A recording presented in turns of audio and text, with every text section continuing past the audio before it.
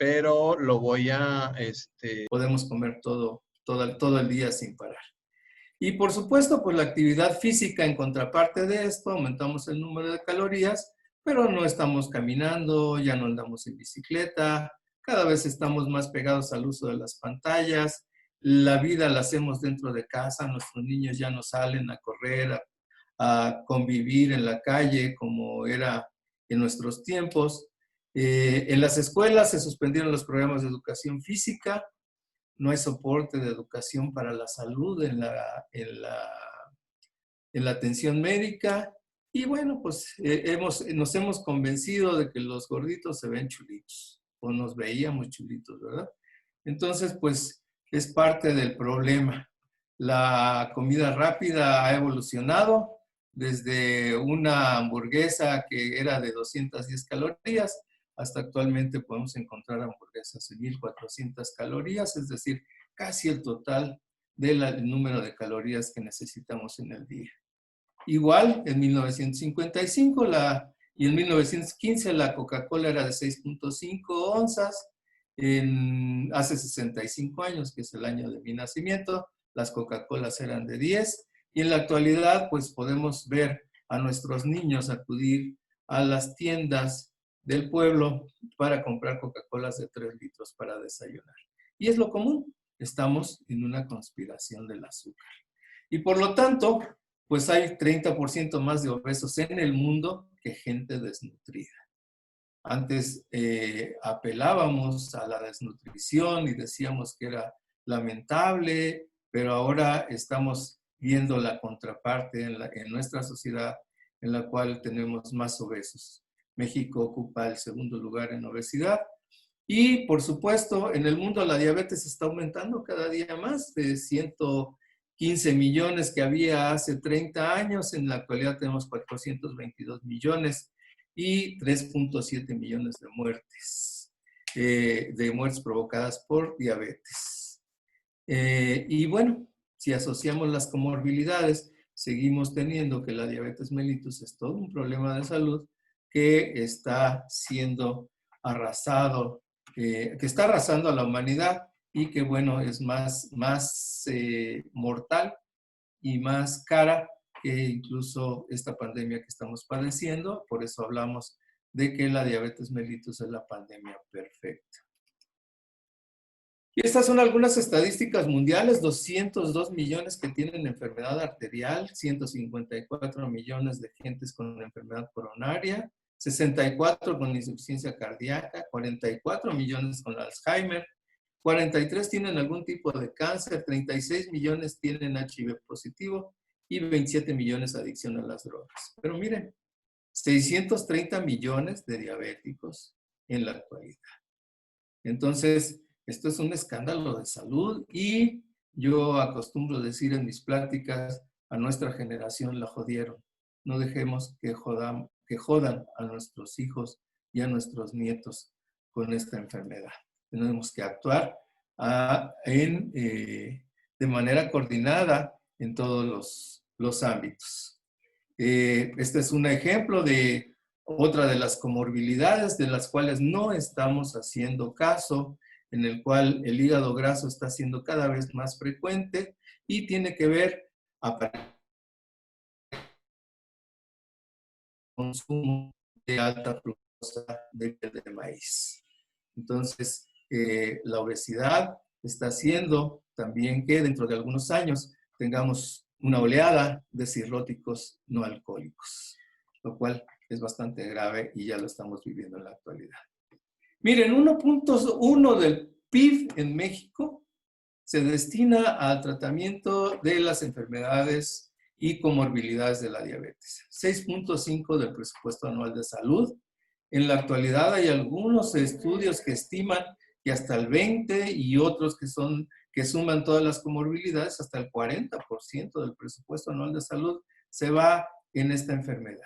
Es la tercera causa de internamiento en las instituciones de salud y pues esto está provocando una sobresaturación de los servicios. En la actualidad estamos viendo que con esta hecatombe del COVID, pues los pacientes diabéticos están llegando tarde y sin oportunidad a la atención médica y están provocándose más daño de lo que esperaríamos. Y entonces, otro de los problemas es que, fíjense, el gasto se incrementa hasta un 45% más en los países en desarrollo. Es decir, nos está pegando más en el nivel de la pobreza en el mundo. Y en México, ustedes saben, 56% de pobres en la población mexicana, pues hace que tengamos una alta incidencia de diabetes. En el año 2013 reportan en un estudio que se gastaron 179.495 millones de pesos de costos directos de la atención médica de pie diabético, exclusivamente en el segundo nivel de atención médica. ¿Qué está pasando? Bueno, aquí todavía utilizan la clasificación de Wagner en este estudio, ya actualmente en desuso, pero fíjense cómo los costos van aumentando conforme el grado del problema. Y el costo relativo de la atención de los pacientes oscila entre 1.5 y 2,4 veces más que los pacientes que no tienen úlcera, y hasta 5.4 veces más un año después del episodio de la úlcera.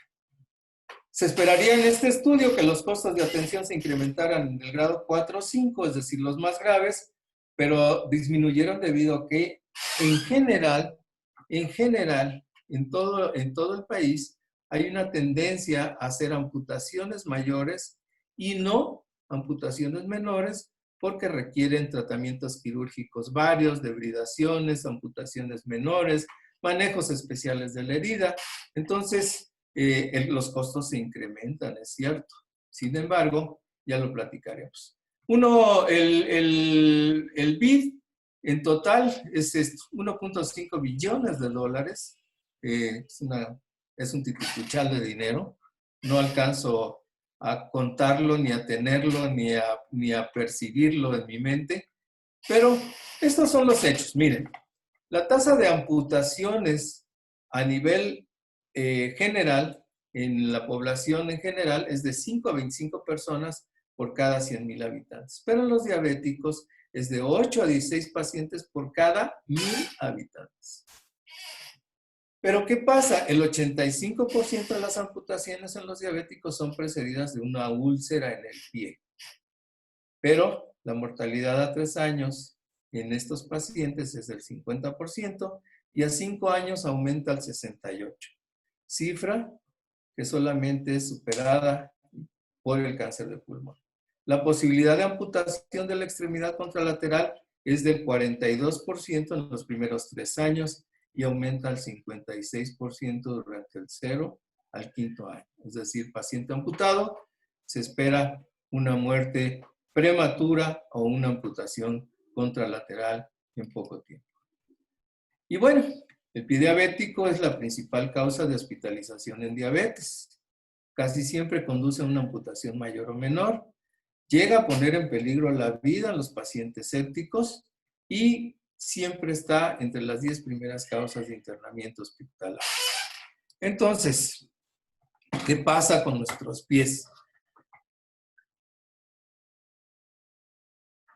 Patología y de factores predisponentes para las lesiones. El mal control diabético produce que haya un inmunocompromiso por la hipoglicemia, que haya alteraciones vasculares importantes, que la neuropatía, que es la complicación que más tempranamente se presenta, esté presente a partir del 6º año y disminuya la capacidad de sensibilidad y de sensación y defensa del pie, con algunas alteraciones venosas en algunos pacientes y alteraciones que están predispuestas por la misma neuropatía, como el pie en garra o la disminución de la fuerza de los músculos de la pierna, que ocasionan que se apoye mal la planta y que se provoquen algunas úlceras por la inestabilidad ósea y la dificultad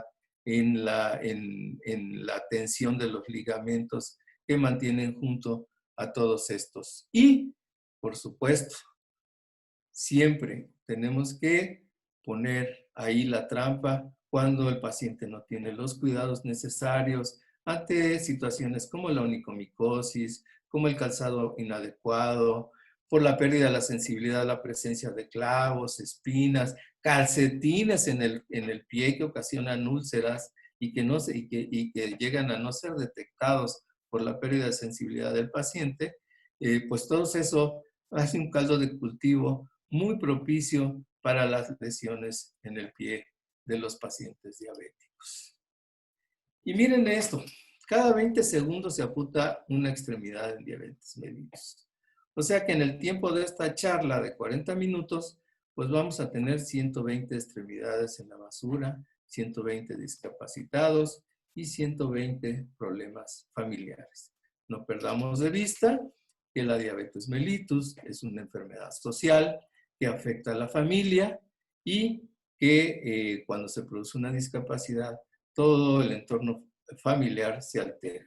Y que además no existe en la mayoría de las familias un solo diabético. Ya antes preguntábamos quién tenía un familiar diabético y unos cuantos levantaban la mano. Ahora más del 50 o 60% de las personas que acuden a nuestros cursos tienen un familiar diabético o son diabéticos. Y bueno, pero en síntesis, ¿qué es el pie diabético? Según la definición de Sanelli en 2013, es un síndrome de etiología, complejidad y gravedad variable. Y se caracteriza por la destrucción de tejidos en extensión y profundidad, dependiendo de la zona y aspectos topográficos del pie. Y están agravados por infección, por isquemia, por edema y por neuropatía. Todo esto puede ocasionar amputación y o muerte en los pacientes con diabetes. Entonces, ¿cuál es el problema con el pie diabético? ¿Todos son iguales?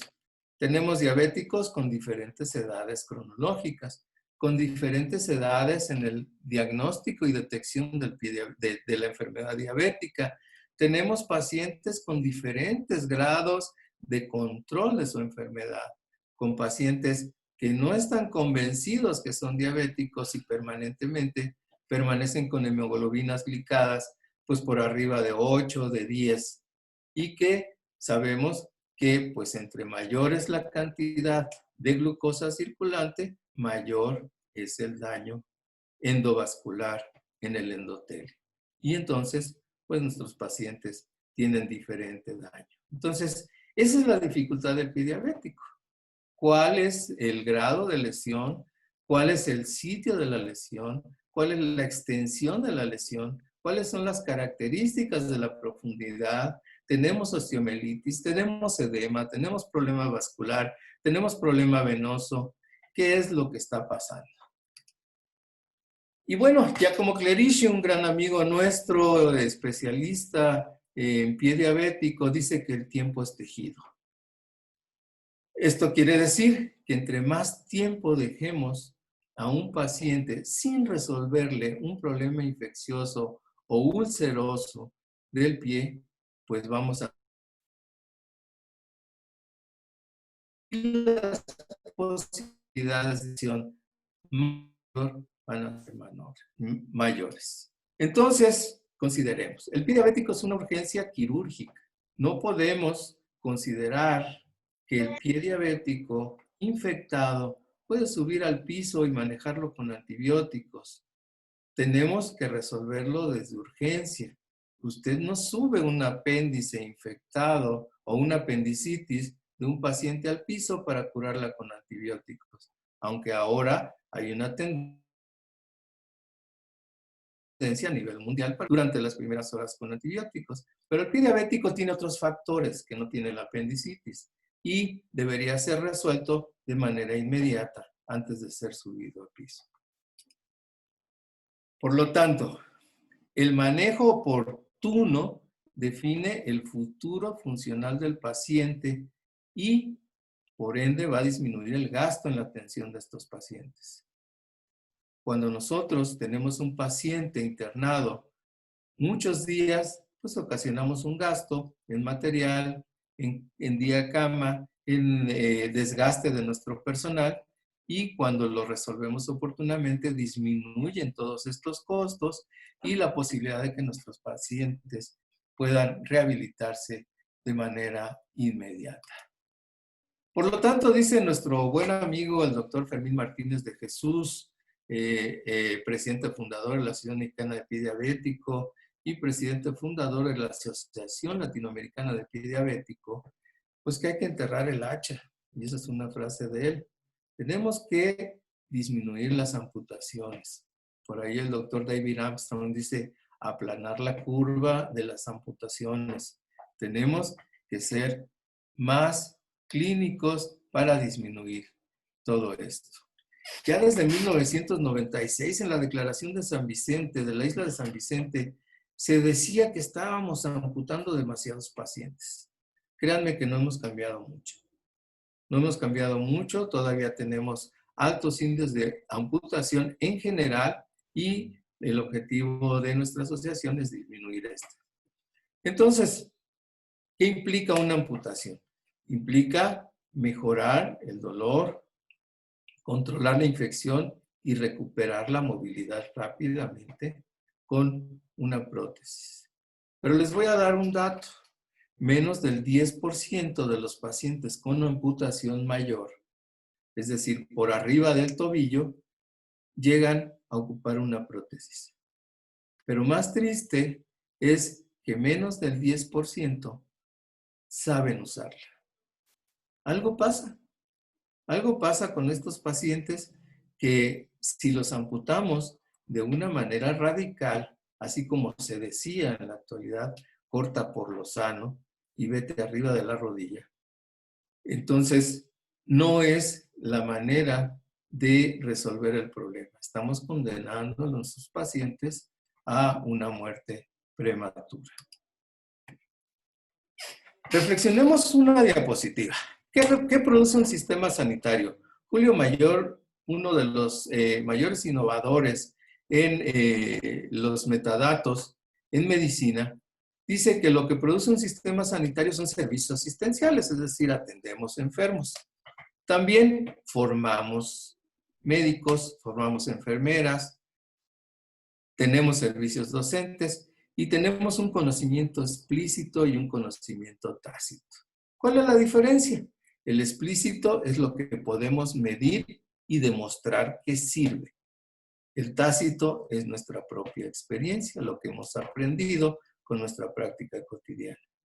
Pero producimos salud. ¿Realmente lo podemos medir? ¿Cuánta salud producimos en los sistemas sanitarios? Creo que ahí hay un punto de reflexión muy importante acerca de lo que hacemos los médicos en nuestro cotidiano quehacer para saber cuándo vamos a cambiar estos paradigmas y cuándo vamos a ser mejores en este sentido. Creo que vale la pena hacer un poquito de reflexión. Todos los sistemas de salud comparten 5 problemas, dice el doctor Miller. Hay una variabilidad no deseada de resultados, es decir, tenemos diferentes resultados en nuestros pacientes.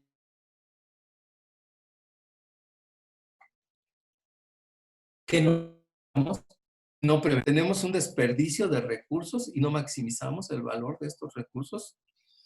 ¿A qué me refiero? A que utilizamos métodos diagnósticos, medicamentos, análisis de laboratorio, en aquel afán de la medicina defensiva, pero no evaluamos si realmente funciona o no funciona. Esto también produce desigualdades e inequidades en salud.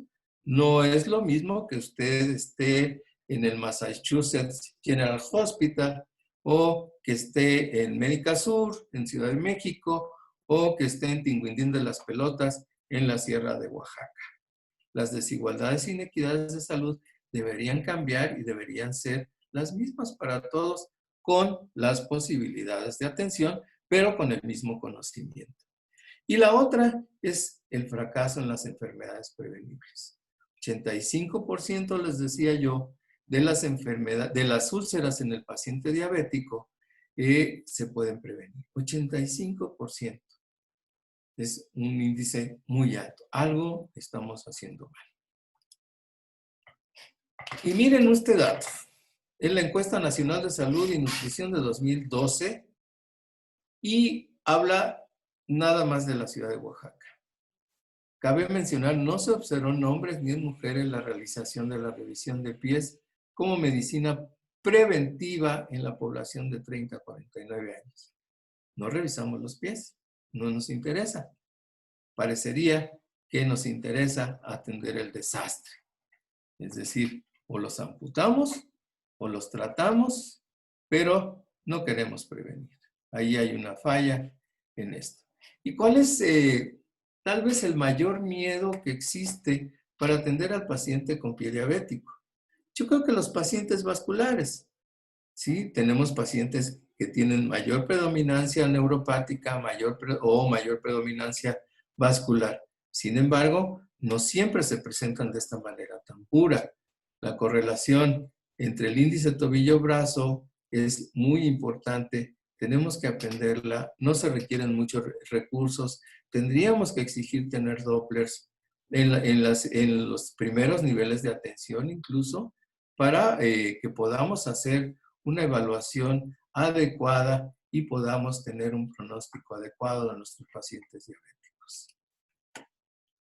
Realmente los recursos que tenemos para evaluar a los pacientes con pie diabético no son muy caros ni son muy amplios. O sea, la inspección, la utilización del filamento de Siemens-Weinstein, la utilización de un diapasón para medir las vibraciones en la neuropatía, la revisión adecuada de las úlceras pequeñas que a veces pasan inadvertidas, como estas úlceras en beso, o los pies de Charcot que aparecen en nuestros pacientes de manera tardía, como manifestación más tardía y más grave de la neuropatía.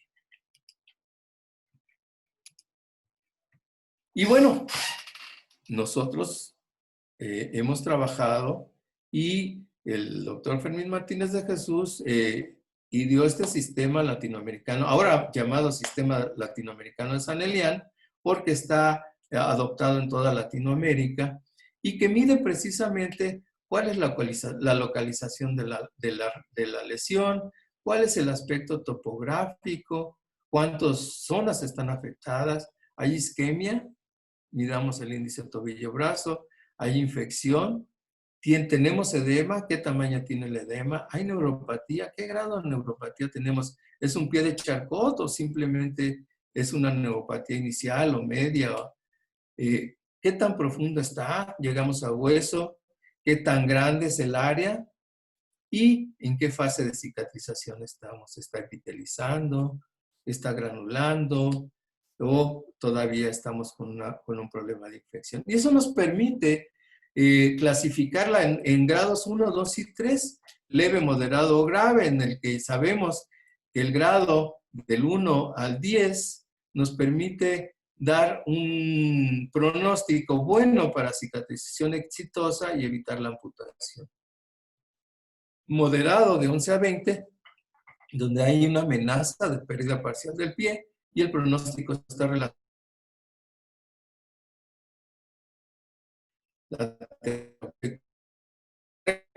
y que el paciente tenga una respuesta biológica adecuada. Y grave cuando está amenazada la extremidad y la vida. Hay un resultado independiente del uso de una terapéutica correcta por mala respuesta biológica. Y este es un esquema del doctor Fermín Martínez de Jesús, en el cual se resume esto precisamente. Entre el 9 y 10 de los pacientes tienen casi el 100% de cicatrización. Entre el 7 y 10 en el grado 2, entre 7 de 10 pacientes pueden tener un grado de cicatrización exitosa y 3 pueden tener una amputación mayor. Y en el grado 3, al revés. 3 pueden tener una cicatrización exitosa y 7 pueden terminar en una amputación mayor.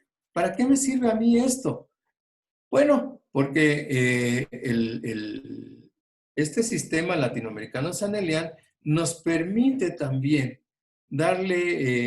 seguir la evolución cronobiológica de una herida en un paciente diabético.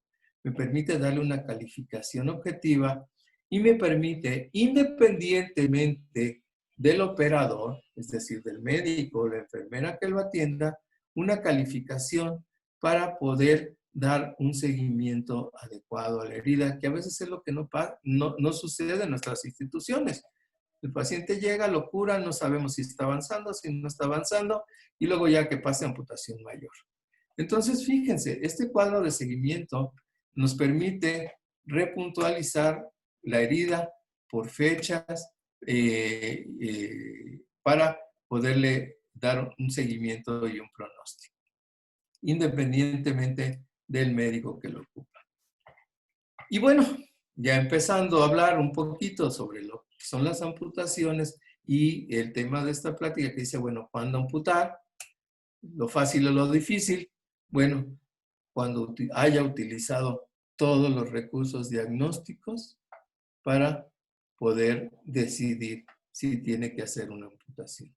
Radiografías básicas, angiotax, para poder revisar. A veces tenemos lesiones tan graves como esta, en las cuales se ven las dos ilíacas obstruidas, y sin embargo, el paciente tenía irrigación en el pie.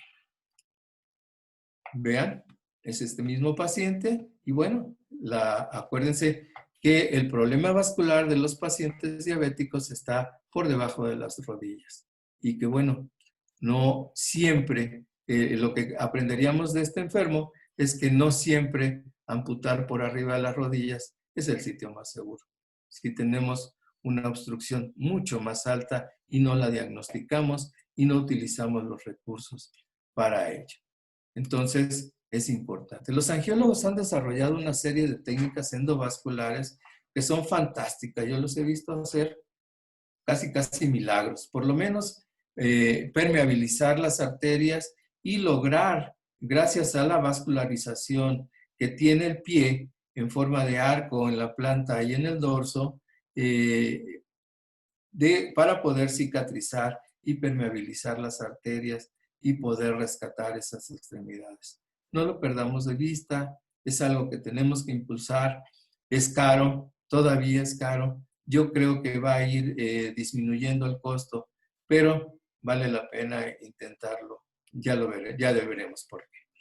Y bueno, después de clasificar con la lista de seguimiento, la lista del sistema latinoamericano de Sanelian, pues yo sí, parafraseando un poquito el ATLS, yo hablo de que, bueno, el aseo y el desbridamiento son muy importantes, el control metabólico es importante, la circulación tenemos que revisarla primero, porque acuérdense que sin sangre no hay cicatrización, necesitamos permeabilizar si el paciente requiere o un puente vascular o una angioplastía.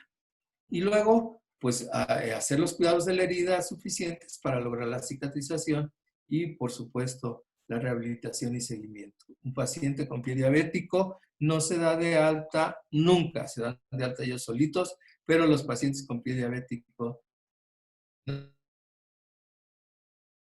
para una segunda ulceración van a regresar ulcerados. Y para eso, en la actualidad, contamos con la baropodometría para estarlos vigilando, realizando plantillas digitales que pueden ser muy eficientes en el trabajo con él. ¿Cuál es el gol estándar entonces de la atención del paciente diabético? Primero, controlemos la infección. El desbridamiento oportuno, para mí, es lo primero.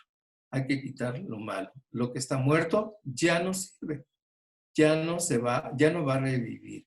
Tenemos que dejar tejido sano. Y después de eso, controlamos la infección, controlamos el aspecto metabólico y después nos vamos a revisar la vascularización. Pequeñas úlceras como este paciente pueden terminar en grandes desbridamientos que tienen que ver con la manera de ir buscando las zonas que están enfermas. Y bueno, ¿qué es amputación? Se deriva del latín amputare, es cortar, separar enteramente del cuerpo un miembro o parte de él. Es una condición que es de carácter permanente. Requiere de acciones de rehabilitación, acuérdense, no lo pierdan de vista, y porque impide todas las actividades cotidianas y la participación social. Puse la Torre de Babel porque necesitamos hablar el mismo idioma. Y el mismo idioma lo hablamos cuando utilizamos la lista de seguimiento de San Elian. Si no, todos hablamos diferente idioma y no nos vamos a entender nunca. Ni sabemos si el pie es vascular o es angiopático, si la úlcera está comprometida, si tiene osteomielitis, si no tiene osteomielitis. Es la tierra de nadie, ¿eh? El pie diabético. En las instituciones es el no me toca. Llamen al vascular. No, mejor que venga el traumatólogo. Bueno, al cirujano. En el HGZ, ampútalo por lo sano. Es lo mejor. No le des chance de más. Es más barato. Lo cual, pues nunca estuve de acuerdo y por eso ando en esto. Y en diabetes existe un gol estándar de amputaciones. Sabemos que el 80% de las amputaciones se llevan del tobillo para abajo. Ahí es donde estamos poniendo mayor énfasis porque uno del gol estándar de las amputaciones en pacientes diabéticos es preservar la mayor cantidad de extremidad. Entre más largo es el segmento que dejamos de miembro inferior, más fácil va a ser la rehabilitación y más fácil va a ser para el paciente reintegrarse a sus actividades cotidianas. Hay que hacer amputaciones sensatas, no crear monstruos entre un quinto y un primer dedo y cambiar completamente la estabilidad del pie.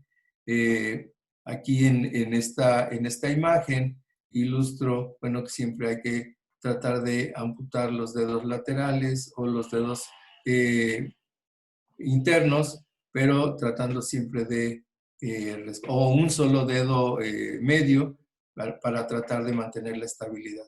Siempre hay que llevarse, aquí en esta ilustración, se ve que se llevan todo el metatarsiano, es solamente la cabeza del metatarsiano. Y bueno, aquí en esta imagen vemos cómo las lesiones pueden atravesar completamente toda la parte. Entonces, igual, las amputaciones que no siempre son elaboradas de manera adecuada, como esta, en la cual la cabeza del metatarsiano está presente, y hemos visto muchas ulceraciones en esa cabeza del metatarsiano.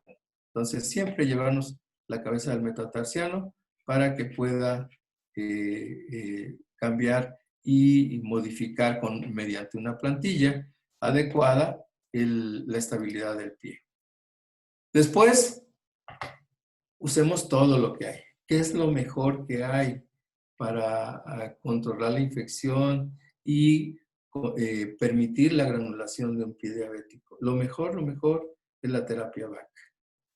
Ahí podemos iniciar con esto. La terapia VAC es excelente para disminuir el exudado, para mantener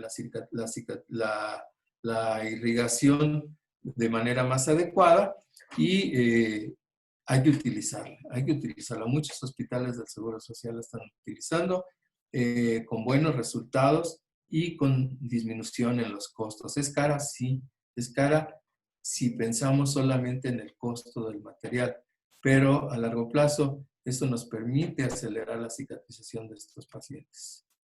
Y bueno, amputaciones hay muchas. Yo abogo mucho por la transmetatarsiana o la amputación del isquion. La de Chopard, a mí me parece por lo menos en los pacientes diabéticos, recuerden que los ligamentos están desajustados por la neuropatía, que algunos uñas están también ya muy débiles y se produce una zona de inestabilidad muy importante. Entonces, para mí la transmetatarsiana o cuando mucho la del Lispram nos permite tener una buena recuperación en los pacientes diabéticos. Y miren, por ejemplo, este caso es un paciente amputado en el cual pues no se siguió la vigilancia, era un paciente vascular. A veces tenemos mucho miedo con los pacientes vasculares, sin embargo responden muy bien a las amputaciones transmetatarsianas. Se hizo una amputación en guillotina y créanme, el paciente está todavía vivo, esto es hace como 8 años y está bastante bien. Hay muchos artículos que hablan la amputación transmetatarsiana es la mejor para la rehabilitación precoz del paciente, la más rápida, la que le permite tener una mejor movilidad y les permite reintegrarse a sus actividades de manera más rápida. Todos los recursos. Miren este paciente en el cual le habíamos amputado el miembro pélvico derecho por una lesión muy importante. Y bueno, esta es la tomografía posterior, vino 5 años después a hacerse este estudio porque tenía otra lesión muy importante en el talón del pie izquierdo, miembro único. Intentamos hacerle una angioplastía para tratar de conservar la extremidad. Este paciente, después de haber sido amputado y conservado la rodilla, pudo rehabilitarse, utiliza una prótesis y por ahí anda todavía dando guerra. Entonces, el objetivo de la amputación infracondilia o transtibial es preservar la movilidad, mejorar la recuperación, rehabilitarlo rápidamente y permitirle que tenga una movilidad precoz. Es una amputación que nos permite de alguna manera que los pacientes puedan avanzar de una manera más rápida hacia la rehabilitación porque utilizan menos gasto de energía, pueden mantener una buena velocidad de desplazamiento, la utilización de la prótesis no les conlleva a grandes esfuerzos durante la noche, por ejemplo, para levantarse al baño, como sucede con una amputación supracondilia. Entonces, es una de las amputaciones mayores que nos permite rehabilitar realmente al paciente. Tan es así que todos estos pacientes que llegan a utilizar prótesis pueden rehabilitarse al 100% y continuar haciendo casi su vida cotidiana. Este paciente que les mostraba es así llegó con una infección muy alta. Si se fijan, el muñón estábamos dudosos si hubiera respondido a los antibióticos o no, se nos fuera a infectar, pero el segmento era bastante largo y le permitió poder rehabilitarse y utilizar una prótesis. Y bueno, ya en tiempos de COVID, acuérdense, tenemos muchos hermanos salvadoreños, muchos hermanos mexicanos que han fallecido por atender a pacientes de pie diabético. Obviamente, pues estamos viviendo tiempos de mucho riesgo. Ya lo vivimos, por lo menos en mi práctica profesional, cuando iniciaba el SIDA y no sabíamos qué era, en el cual operábamos pacientes con todos los riesgos. Ahora estamos en una etapa con un nuevo virus que está produciendo todas estas neumonías atípicas que nos hace utilizar equipos de protección y que también nos ha hecho que descubramos algunas lesiones que no se veían en los pacientes, como estas lesiones que parecerían infecciosas, pero que son angiopatías que tienen que ver con la misma infección viral. En conclusión, esta plática quisiera sensibilizarlos. No podemos ignorar el entorno del paciente. El paciente puede llegar a ser una carga para la institución, para el país, para la sociedad y, por supuesto, para la familia. Acuérdense que la diabetes es una enfermedad que deprime per se, es una enfermedad del páncreas, y eso mismo, sumado a una amputación, una pérdida de la movilidad, pues hace que el paciente se caiga. Entonces necesitamos un poco de más empatía, de mayor definición de la atención médica, de mayor congruencia con lo que hacemos, de estar seguros de que nuestro paciente va a ser rehabilitado, que lo vamos a controlar posteriormente, y de educar no solamente al paciente, hay que educar a la familia. La familia es parte fundamental en el control de esta enfermedad. Tenemos una lista de especialidades que tratan el pie diabético. Necesitamos tener un trabajo en equipo, la medicina interna, los traumatólogos, los podiólogos, los podiatras, la medicina física, endocrinólogos, nutriólogos, oftalmólogos, etcétera, etcétera, etcétera. Espero no pasar por alto a nadie. Todos tenemos que trabajar. Pongan la especialidad donde ustedes gusten en esta pirámide, hasta arriba pongan el paciente. Todos tenemos que trabajar para sacar adelante estos pacientes. Cada día los tenemos más cerca, cada día estamos más comprometidos y más metidos en esto. Cada día nos preocupamos más por el efecto de esta pandemia, y solamente trabajando en equipo dentro de las instituciones y fuera de las instituciones podremos hacer lo que esta Ancheneta en Vilafranca del Penedés hace, llegando hasta las cimas a través del trabajo de todo un grupo que está trabajando para que ella esté.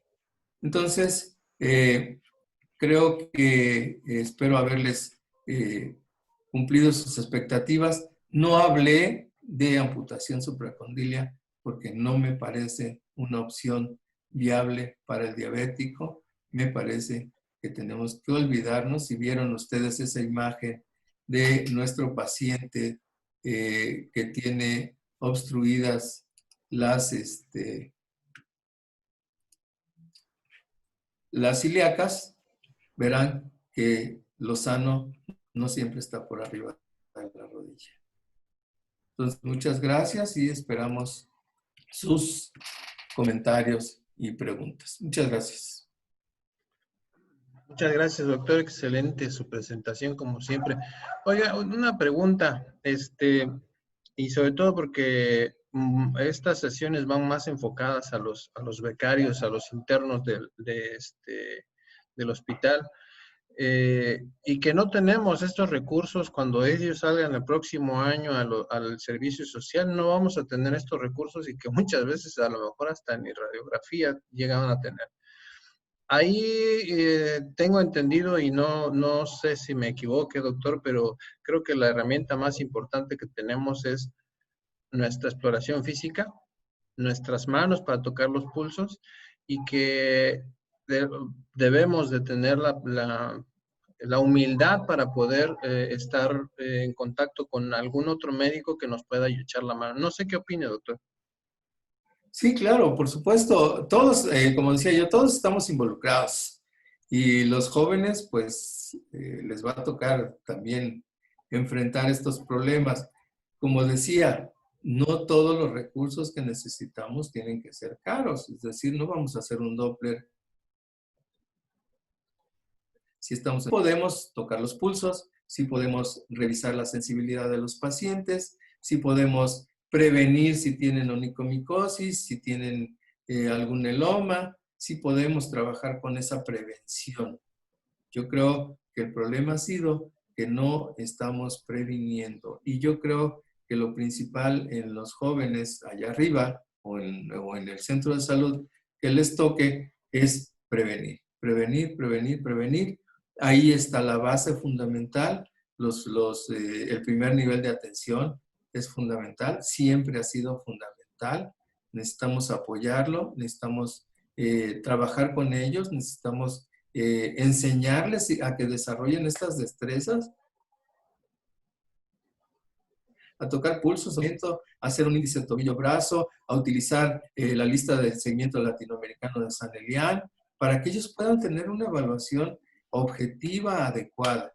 Si usted hace una evaluación con San Elian, tiene no nada más un instrumento objetivo, medible, que puede ser reproducido y seguido, hacerle un seguimiento cronobiológico. También tiene un documento médico legal de protección en el cual usted va a estar actuando de manera apegada a las guías clínicas, porque, déjenme decirles, el sistema latinoamericano Sanelian está documentado y está dentro de la guía clínica de la Diabetes Food International como parte de las herramientas para diagnosticar adecuadamente un pie diabético y permitir que sea manejado, acuérdense lo que dije, de manera oportuna.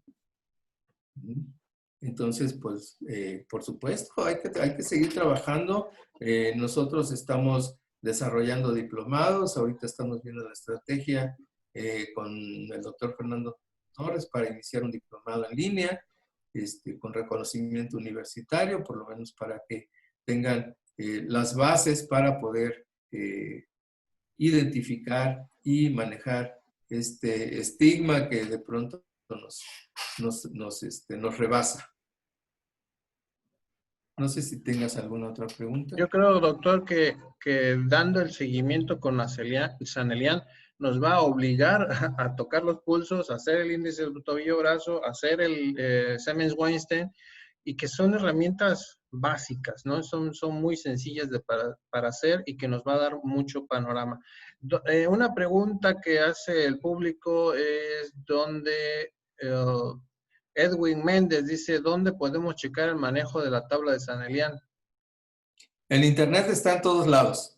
Hay una página que tiene Sanelian, en donde está, en la página de la OMS, en las guías clínicas también está. En la Asociación Mexicana de Diabético me parece que también está. Entonces está en todos lados. Lo estamos utilizando fundamentalmente los latinoamericanos. Hay algunos estudios en China donde avalan la utilidad de esto y cada día hay más estudios donde están reconociendo la utilidad de esta herramienta para poder trabajar con los pacientes que tienen pie diabético. Bien, saludos a la doctora Yuridia desde Guerrero. No sé si hay alguna otra pregunta del público o quiere hablar directamente con el doctor, que levante la mano o que reinicie su micrófono, lo puede hacer adelante.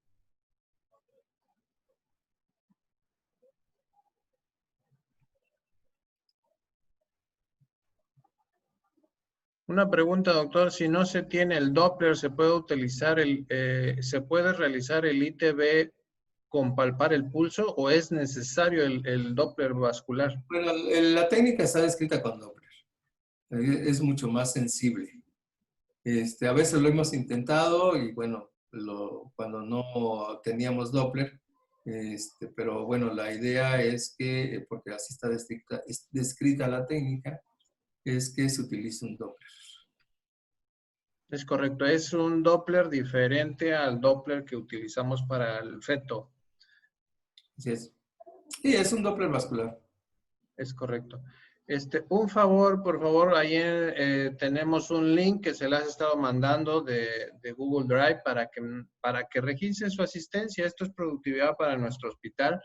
Les agradecería que pongan sus datos ahí. Y de manera personal, si ya quieren obtener la información a través en un futuro cercano, pudiéramos enviarle la información acerca del diplomado, háganos el favor de especificarlo o bien a través de este chat, decirle yo, la doctora Alejandra, quiero información sobre el diplomado, ¿no? Y un correo electrónico o un teléfono para podernos comunicar.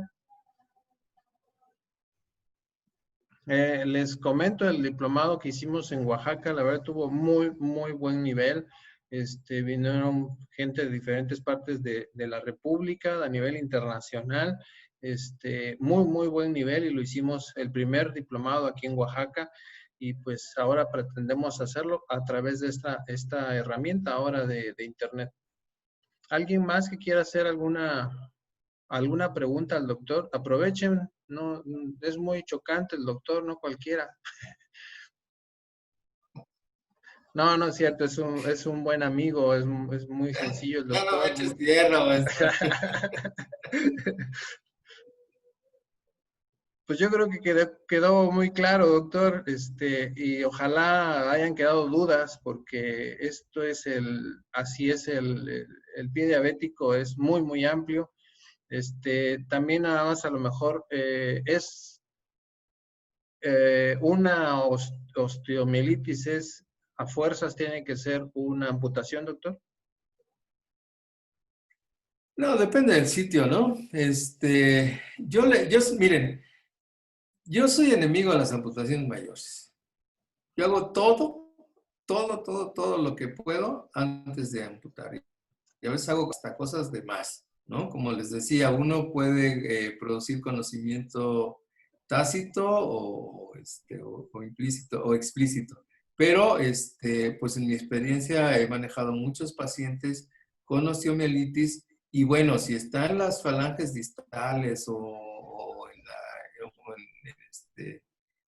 en los metatarsianos y puedo legrar el hueso y puedo dejar una buena zona o puedo quitar una falange sin amputar todo el dedo, lo hago. Eso es parte de tratar de preservar la extremidad hasta donde se pueda, ¿no? Y siempre lo intentamos y lo volvemos a intentar y lo volvemos a intentar. Ya sé que a veces eso es contraproducente porque pues a veces los pacientes se molestan, ¿no? Porque ellos quieren todo a la primera, pero se los explico y les digo que se va a intentar y pues la mayor parte pues, lo entiende porque lo que quiere es conservar su extremidad, ¿no? Entonces, para que yo intente una amputación mayor ya tengo que haber agotado todo y si voy a hacer una amputación mayor, pues entonces la voy a hacer abajo de la rodilla siempre.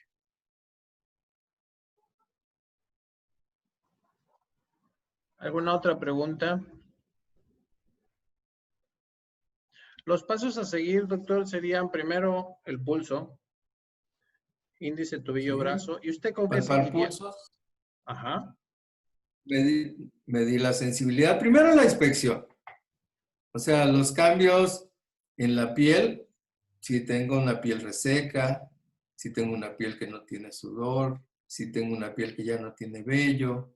Después de eso, pues seguiría ver si hay alguna alteración en los pies que sea visible, como los dedos en garra, ¿no? Caída del arco. O sea, todo eso tiene uno que revisarlo en el paciente diabético. Sí tiene onicomicosis, sí tiene elomas, ¿no? Sí tiene hiperkeratosis en alguna zona. Son zonas de riesgo. Estamos hablando hasta ahorita del pie en riesgo. Y ya después, pues medir la sensibilidad. El paciente tiene neuropatía, no tiene neuropatía. ¿Qué grado de neuropatía? Hay muchos neuroscores, hay muchas técnicas para medir la neuropatía. El más común, el más fácil, el más barato será el monofilamento y anotar, bueno, qué severidad tengo para que yo sepa qué tanto nuestro pie tiene capacidad de defenderse o no.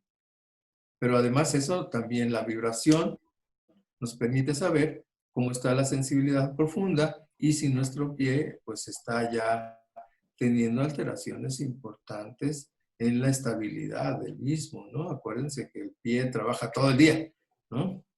En diferentes superficies, en diferentes texturas, en diferentes áreas y en diferentes funciones. Entonces, es un órgano que trabaja siempre y que necesita pues estar en buenas condiciones. Entonces, esa parte de la prevención tendría que ser.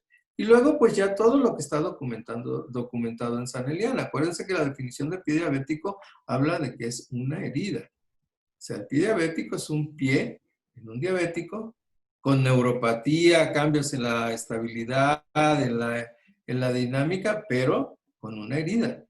Ya la herida puede ser desde una herida puntiforme hasta un meloma, hasta una hiperkeratosis infectada, hasta una úlcera o otro tipo de lesión, ¿no?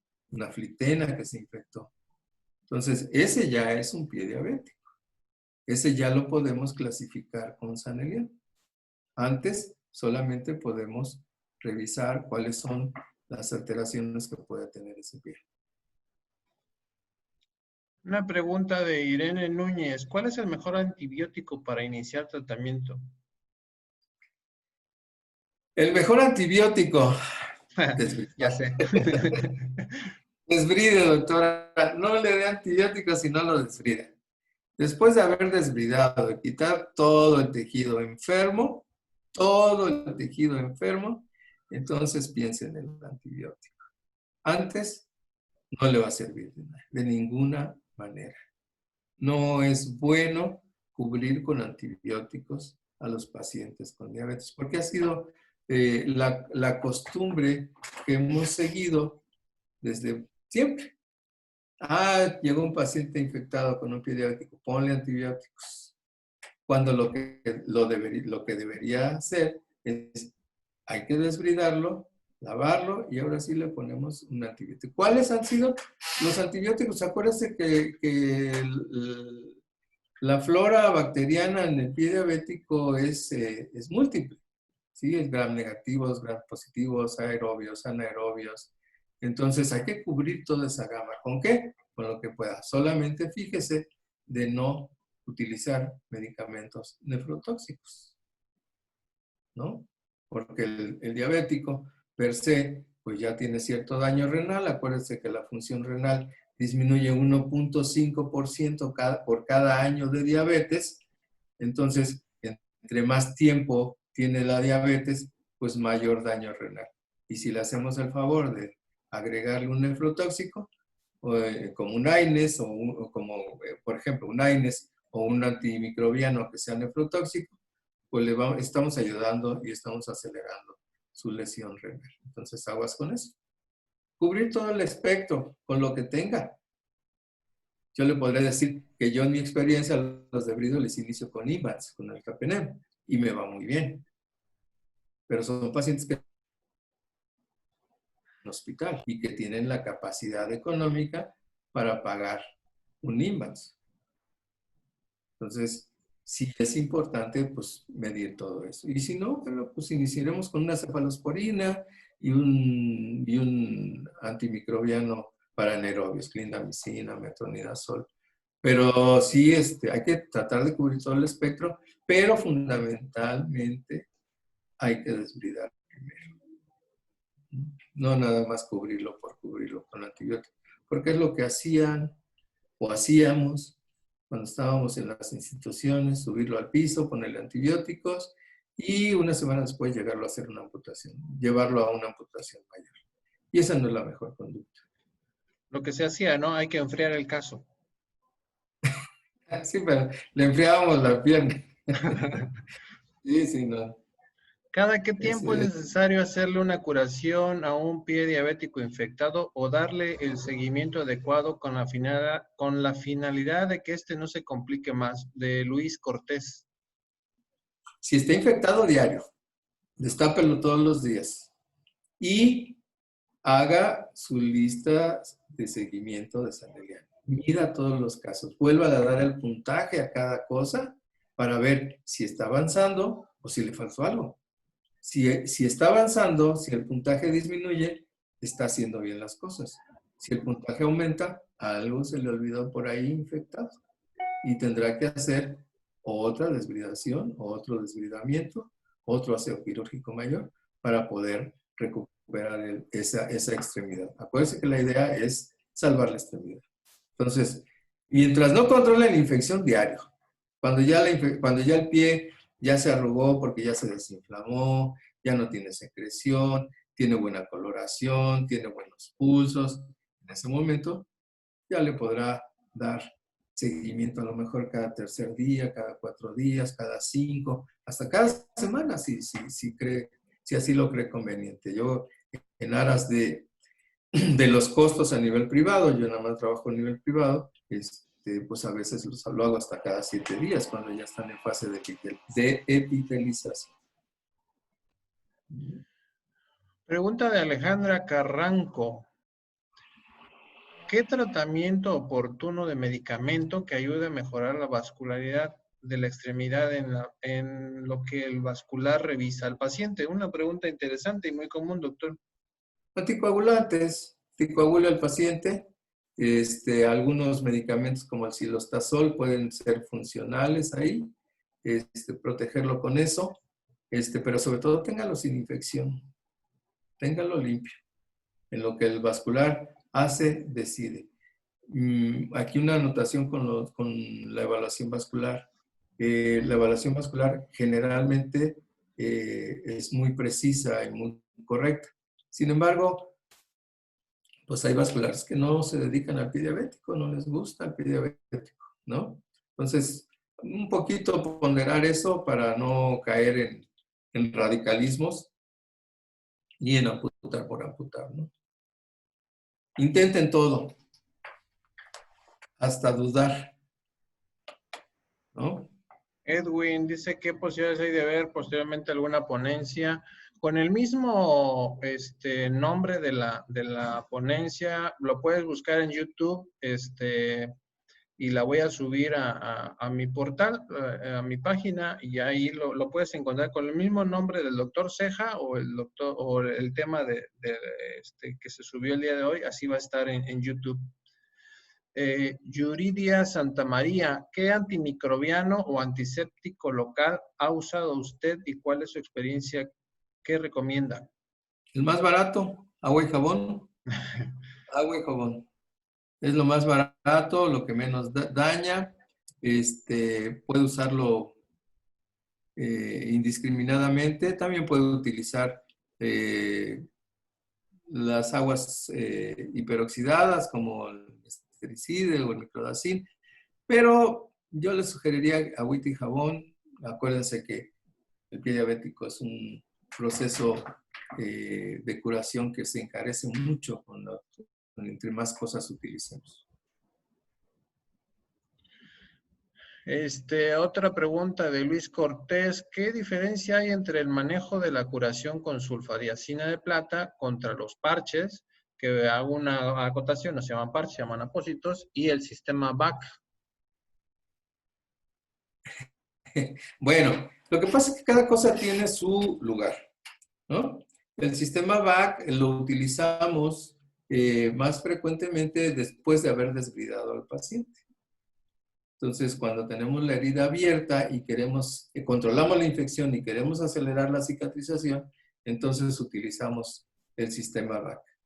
¿Qué ventajas tiene? Pues que acelera la cicatrización, hay mayor irrigación, mantiene húmeda la herida y la herida se oxigena un poco mejor. Acuérdense, hay que resolver lo vascular. Si el paciente tiene un problema vascular importante, le va a costar más trabajo o no va a poder cicatrizarlo. Cualquiera de las dos cosas. Entonces, el trabajo del cirujano vascular es muy importante, siempre y cuando, bueno, pues, le ofrezca una angioplastía, un puente vascular, algo que le pueda resolver el problema y no nada más la amputación mayor, ¿no?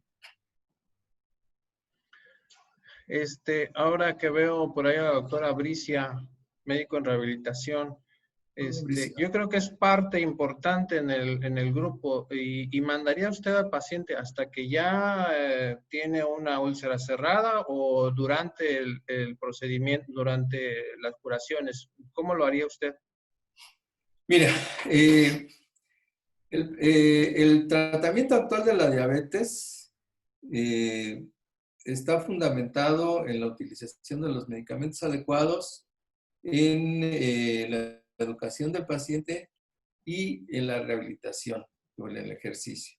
Entonces, a mí me parece que el diabético tiene que ser rehabilitado desde antes, pues, Sí. ¿no? Desde que es diabético debería ser entrenado, entrar en un plan de ejercicio y, por supuesto, un paciente que entra en una fase de descarga, por ejemplo, en el que ya no hace ejercicio, ya no se mueve, pues empieza con un deterioro físico acelerado y que requiere, por supuesto, aparte de un buen control dietético, un excelente nivel de rehabilitación durante todo el proceso. De otra manera, tenemos un paciente muy deteriorado, con sarcopenia importante, con mal control glucémico, etcétera, etcétera, etcétera. No me dejará mentir, doctora Bricia, que muchas veces mandamos al paciente ya hasta que ya tiene alguna complicación, y estoy de acuerdo con el doctor Ceja que antes de eso ya empieza a tener muchas complicaciones. No sé qué opina usted, doctora. ¿Sí me escuchan? Sí, doctora. Ok. Definitivamente que el tratamiento de rehabilitación debe ser desde las primeras etapas, fomentando siempre el ejercicio, fomentando efectivamente mantener la fuerza muscular, la elasticidad y todo. Es muy difícil porque los pacientes no ven en el ejercicio una parte importante de su tratamiento. Y aparte de eso, el manejo de la sensibilidad. O sea, hay que trabajar toda la sensibilidad, la propiocepción, definitivamente revisar la marcha, las condiciones de apoyo. O sea, desde ahí estamos previniendo la amputación. Entre más va avanzando el tiempo, que el paciente muchas veces incluso no tiene dolor, pero a veces no tiene dolor porque el daño ya es muy severo. Y convencerlos en la necesidad y la importancia del ejercicio es todo un reto. Y precisamente uno de los mayores problemas que yo tuve con pacientes diabéticos amputados, y muy de acuerdo con el doctor Ceja en ese sentido, con la amputación supracondilia. Muchas veces no llega el paciente, se amputa, vaya a rehabilitación, allá le van a poner su prótesis, pero muchas veces el paciente ya tiene insuficiencia renal grado 3, grado 4, ya tiene la neuropatía, no solamente la periférica, ya tiene neuropatía autonómica, ya tiene bloqueo de rama, ya tiene cardiopatía. Entonces, indicarle una prótesis es prácticamente acelerarle su fin.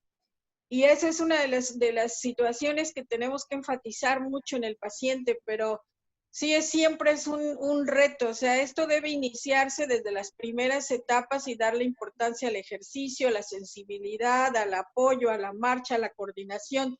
Todo va de la mano independientemente del tratamiento médico. Muchas gracias por su aportación, doctora. Doctor, pues ya nos pasamos de tiempo y todos se quedaron en la plática. Eso es decir, que no los aburrió, doctor. Pues les agradezco mucho. Le agradezco mucho, doctor, haber aceptado la invitación. Como siempre, un gusto de tenerlo en las pláticas, muy amenas sus pláticas.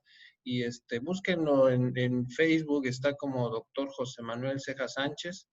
Y se pueden apoyar con él en cualquier paciente que tengan dudas o algo. Yo me atrevo a hacerle la invitación para que se apoyen con el doctor. Yo creo que es un muy buen maestro, y todos los que mandaron sus datos para el próximo diplomado que planeemos o cursos, pues les mandamos sus datos. Pues muchas gracias, doctor. Buenas noches. Muchas gracias a todos, doctora Bricia. No sé si quiera alguna participación más, doctor.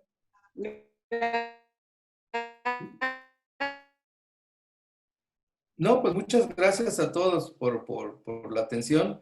Estoy para servirles, ya saben que en lo que yo pueda apoyarlos con gusto. Doctora Bricia, se está cortando su audio. Y se cortó su audio. Pues muchas gracias, doctor. Y se sigue cortando el audio de la doctora. El internet A ver, Emma Cruz levantó la mano. Emma, adelante, Emma.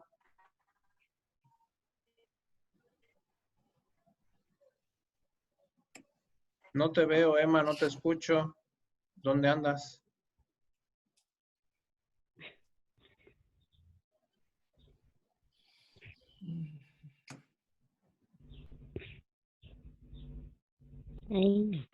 Emma Cruz, a ver, adelante.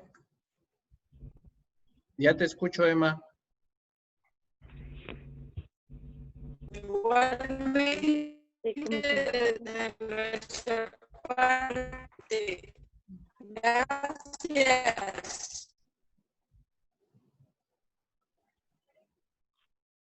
No sé si escuchó, doctor Ceja.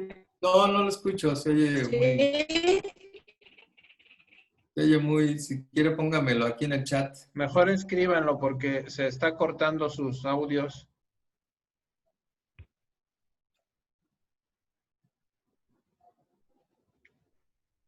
Bueno, pues tenemos problemas de audio, doctor.